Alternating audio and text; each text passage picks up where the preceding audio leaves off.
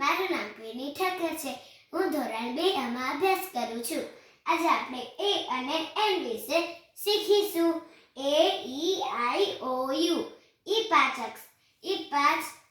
અક્ષર આગળ એન લાગે ને બીજા બધા એબીસીડી ના બી એવા બધા અક્ષર છે એની આગળ એ લાગે.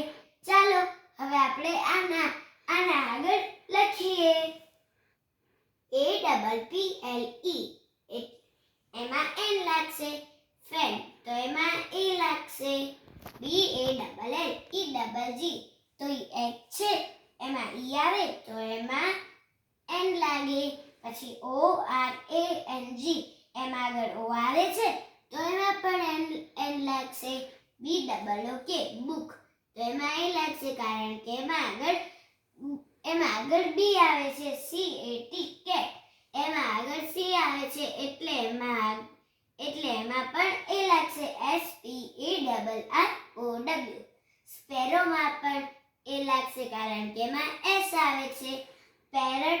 પેરટમાં આગળ પી આવે છે એટલે એમાં પણ એ લાગશે.